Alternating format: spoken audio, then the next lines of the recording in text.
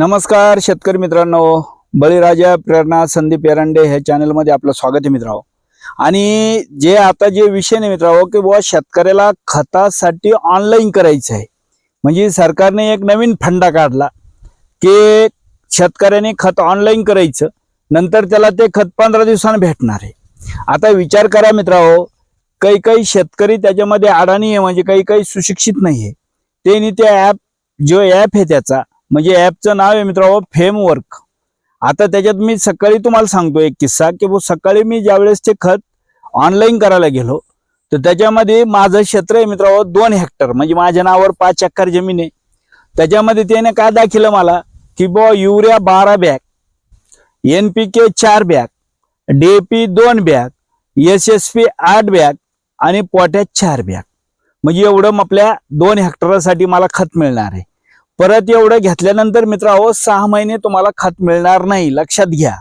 म्हणजे विषय असा झालाय की मला एकदा आता 12 4 म्हणजे किती झाले 16 16 2 18 18 आणि 8 आहे का नाही।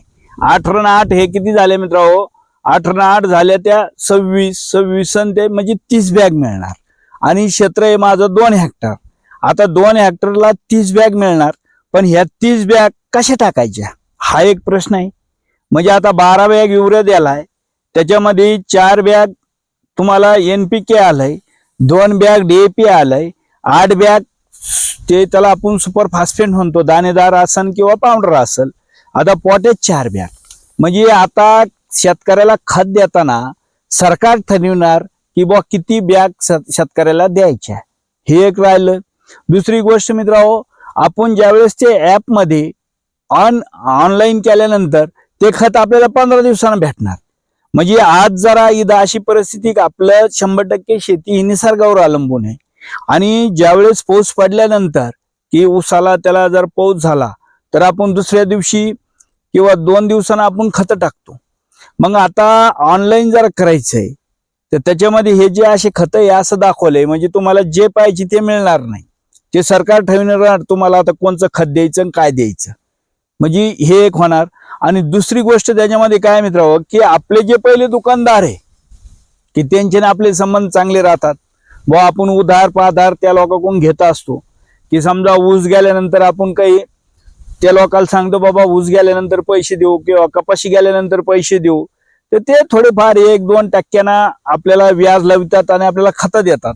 आता परिस्थिती अशी होणार मित्रांनो की आपण ऑनलाईन केल्यानंतर की एका दुकानात आपल्याला युरिया भेटणार, दुसऱ्या दुकानात आपल्याला DAP भेटणार, तिसऱ्या दुकानात आपल्याला पोटॅश भेटणार। आणि ते पण जर आपल्याला एका दुकानात जर भेटलं तर बरं, एका दुकानात तर भेटू शकत नाही, कारण तिथे ते दुकानाची नावं दाखवत आहे, कुठं युरिया उपलब्ध आहे, कुठं DAP आहे। मग युरिया असन 20 किलोमीटरवर, DAP जर असन 15 किलोमीटरला। आणि दुसरी गोष्ट जसं मी सांगितलं की आपले जे गावातले दुकानदार आहे यांच्या संग आपले संबंध चांगले असल्यामुळे की आपण उधार पाधार त्या लोकांकडून घेत असतो।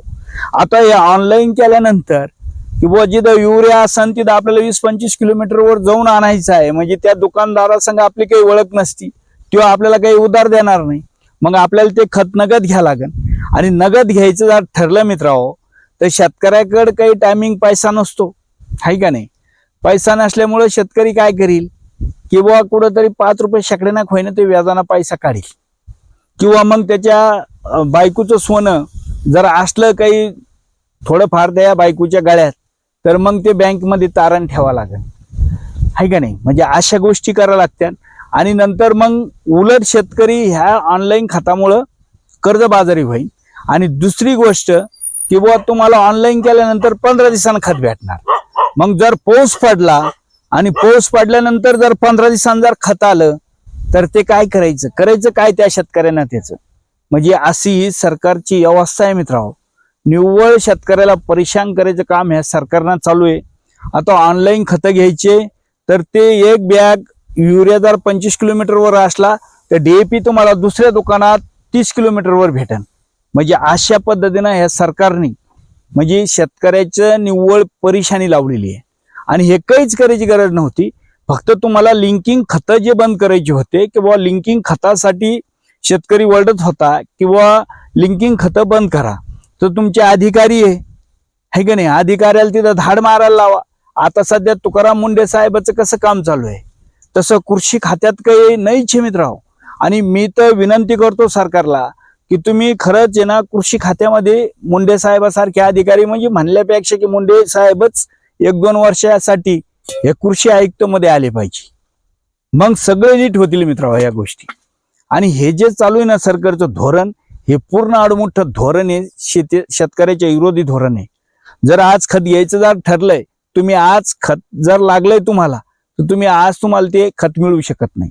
म्हणजे आज ऑनलाईन करायचं, 15 दिवसांना खत आणायचं, आणि ते बी तुम्हाला नगद घ्या लागेल आता.